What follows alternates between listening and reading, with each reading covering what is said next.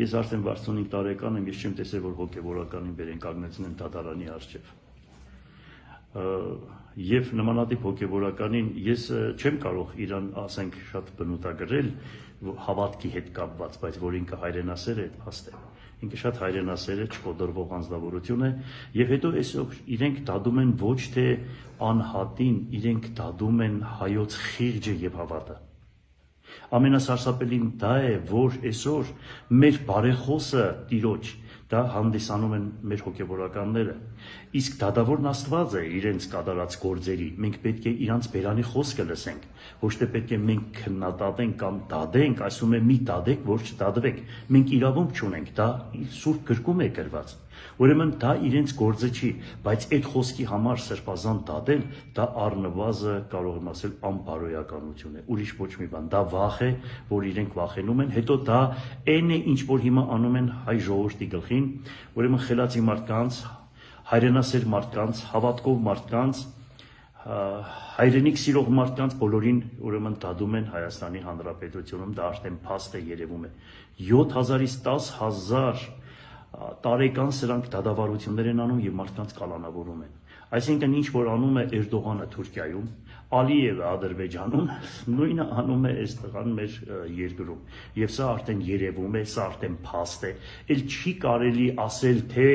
սրանք ովքեր են, ինչ որ թուրիմացություն է, ինչ որ իրենք հələ միտեղ տեղ ունեն մտածելու, որ նրանք կապ չունեն, միանշանակ կապը կա դրսի ուժերի հետ, անգլո-թուրքական ուժերն են, որ քանդում են Հայաստանը, սա վերջն է, եթե մենք այս պահին լռենք, ես այն օրն ասեցի, եթե մենք լռենք, ապա քարերը պիտ աղաղակեն, հայոց քարերը, որոնք խոսում են հայերեն, հայոց ջրերը, որոնք խոսում են հայերեն, եւ այս ամեն ինչը մեր արևմտյան Հայաստանի եւ մեր նախնիները, որոնք այս պահին իրանք կենտանի սպասում են, որ մենք ահեղ Դադաստանը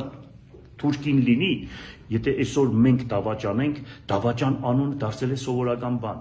Ես չգիտեմ ինչ խոսքից են սրանք քաշվում, ինչ խոսք ասես, որ զգաստանան, ինչ խոսք ասես, որ դաստիարակվեն, անհնանին բան է։ Մենք պետք է պայքարենք եւ պետք է իրոք Իսահակյանի ժողովուրդն արթնացել է, ես կոնկրետ ասում եմ արդեն ժողովուրդը առաջվա ժողովուրդը չէ, չնայած իրանք այնպես են արել, որ միջին խավը վերացրել են Հայաստանի Հանրապետությունից, ցավում եմ, որ միջին խավը չկա, այդ դա է ամենասոսկալին, միջին խավը վերացրել են, դուրս է եկել, բայց միջին խավը հետ է վերադառնում եւ անպայման պայքարելու է իր երկրի ազատության համար։ Եվ միջոցառում կա, գիտեմ, որ նաեւ խնդիրներ են, ֆինանսական տարբեր տեսակի խնդիրներ են, ես համաստեղծում, ես օրերս դուք հարցազրույց եք տվել, մեջբերում արեցի իմ եթերում, որ պետք է բյուջե հատկացվեր 24 միլիարդ դրամի մասին էր, բայց ընդամենը հատկացվում է 4 միլիոն, ճիշտ ասած 25 միլիոնի մասին էր խոսքը, հիմա մենք, երբ որ Սամվել Կարապետյանը ուրեմն ցանկություն է հայտնել, ինքը ճիշտ ասած ոչ թե 25 միլիոնի գործ է արել, այլ մոտավորապես մի 50 միլիոնի հավանական է, միայն այս բեմը հսկայական գումարներ արժի,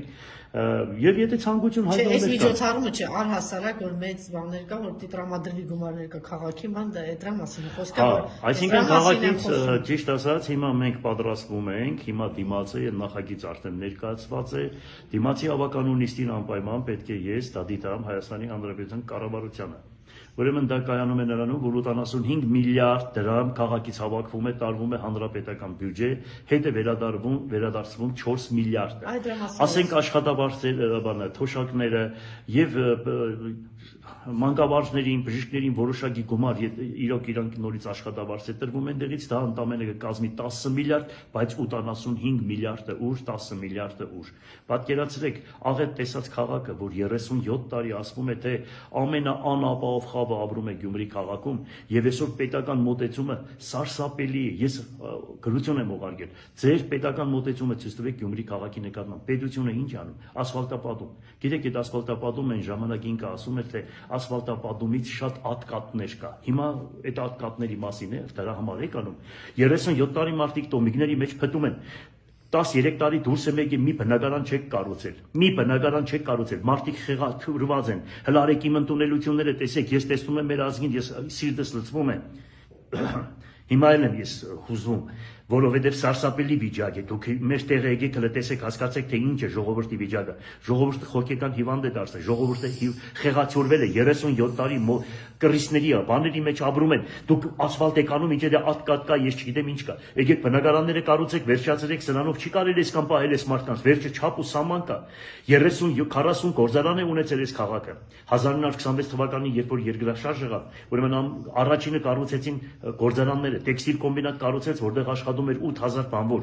Ամբողջ քաղաքում աշխատում էր 90000 բանվոր։ Մի աշխատատեղ չեք ստեղծել։ 37 տարի մի աշխատատեղ չի ստեղծվել այստեղ։ Բարձրաձայնում ենք, առաջինը այստեղ պետք է աշխատատեղ ստեղծել եւ բնակարան կառուցել։ Հետո նոր ասֆալտի մասին մենք կմտածենք, ասֆալտի վրա ասֆալտ եք անում, այնց է բարձրաձայն ասում եք, գիտեք թե հորերից փողերն է բերել եք։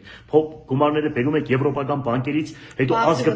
ազգը պիտի մենք բոլորից վրա է այդ գումարները, դուք չէ որ տալիս եք։ Դուք չէ որ տալիս եք, դա ձեր գումարները չի, դա ազգի գումարներն է, ժողովրդի գումարներն է, դրանով չեք կարող դուք ռեյտինգ բարձրացնել։ Մի խոսքով աշխատատեղ եւ բնակարաններ քաղաքին, որը ամենակարևորն է եւ շատ անհրաժեշտ է։ Դրոն եք կառուցում կամ ինչ որ փամփուշտի նոր տեսակ եք Ադրբեջանը գնացեք ռակետներ է կառուցում, գրադներ է ստեղծում, գործարաններ է դրի, ամեն ինչ անում է։ Պետությունը ամեն րոպե մենք թշնամու արժեվ կանգնած ենք։ Մինչեւ այսօր ինչի համար նախկիններն են, ես նախկիններին եմ բանալած, բոլորին չեմ կարող ասել, բայց մեծամասնությանն ասում են, ուրա մեր ռազմական գործարանները, ուրա մեր հրթիռները, ուրա մեր ձենքերը, մենք ինչի դա չենք անում։ Աշխարհի ամբողջ պոտենցիալը հայ ժողովրդի մեջ կա, այդ բոլոր տեղերը, որ նայում ես ռազմական արդյունաբերության մեջ յան ազգանունը կա, բացի Հայաստանից։ Այսինքն ինչ է ստացվում։ Ստացվում է, որ դրսի ուժերը ղեկավարում են Հայաստանի Հանրապետությունը, ուրիշ էլ կարծիք չկա, ել չեք կարող կլայեկել, ել չեք կարող խապել, շավիգը պատրվել է, բոլորս հասկանում ենք, ինչքան խապեցիք, ինչքան սարքեցիք, ինչքան մեկը մեկին սուտ պաստվեցիք, այդ անցավ, գնաց, վերջացավ։ Հիմա կոնկրետ ժամանակն է, կամ դառնում ենք թուրքական վիլայետ, կամ դառնում ենք անկախ հանրապետություն, միություններ կազմելով։ Միություններ, եթե Եվրոպայի հետ կարելի է միություն կազմել, թող Եվրոպայի հետ է կազմեն, Ռուսաստանի հետ է կազմեն, որտեղ կարող են թող միություն կազմեն։ Խելացի ղեկավար է պետք, որ կարողանա ճարվիկ լինի, բոլորի հետ միություն կազմի։ Միություն ասելով չի նշանակում անկախությունը ոտնահարում։ Երբ որ առավոտից իրիկուն ասում են Եվրոպայի հետ միություն, ոչ մեկ դրանում չի մեղադրում, բայց երբ որ մարդիկ կանգնում ասում են Ռուսաստանի հետ միություն, դրա համար մարդկանց ապշելու հասկանալի է, որովհետև դրսի ուժերից թուրքական ծրագիր։ Որովհետև դրսի ուժերից ֆինանսավորվում են հստակ իրենց դրսի հանձնարարականները կատարվում են թուրքական կարելի է ասել եվրոպական, բայց չի կարելի ասել էլի միություն։ Այսօր տոն է, շնորհավորում ենք տոնի արդիվ, նորից եմ ասում, շատ տխուր է, որ Սրբազանի հետ կապված է, հույս ունենանք, որ իսկապես հայ ժողովրդի ազատագրման օրը կգա։ Սրբազանի կողքին ենք, ավարայրը արժևում է, ինքը Ղևոնդ երեցն է, ես Վարդան Մամիկոնյանը, Գյումրիից պիտի սկսվի, մենք պատրաստենք, ժողովուրդն է մեր կողքին, նայենք ինչ ենք անելու, առաջն Աստված էր մեր թիկունքի Աստծո խաչը։ Այդ տեսեք, Վարդանանց հրաբարակում եք գտնվում, Վարդան Մամիկոնյանը եւ ավարայրի հերոսը Արշավիր Կամսարականի Շիրակի իշխանի հետ գլխավորությամբ, հայոց վայոց ձորցի կաթողիկոսն է եւ Ղևոնդ երեցն է, եւ մայրը Սահակ Պարտևի աղջիկ Սահկանուշը, մեր սուրբ, հասկանալի է։ Ես գիտեմ, որ ամեն ինչ լինելու է Տիրոջ կամոք։ Իրանց, լսեք, մարդկայինով չէ հայոց ազգի ճակատագիրը։ Աստծով է, հա։ Եվ նաև Աստված, Աստծով է, այդ ամեն ինչ Աստծով է։ Գրիգոր Լուսավորիչի բարեխոսությամբ է, մեր սրբերի բարեխոսությամբ է, Մեսրոպ Մաշտոցի, Նարեկացու, Անանյա Շիրակացու եւ մեր բոլոր մեծերի։ Դուք գիտեք թե դուք եք, հա։ Իրանք գիտեն թե իրանք են այս ազգի տերը։ Դու այս ազգի տերը Աստված է եւ այդ մեր սրբերը, որոնք բարեխոսն են Աստծո։ Առաջն Աստված։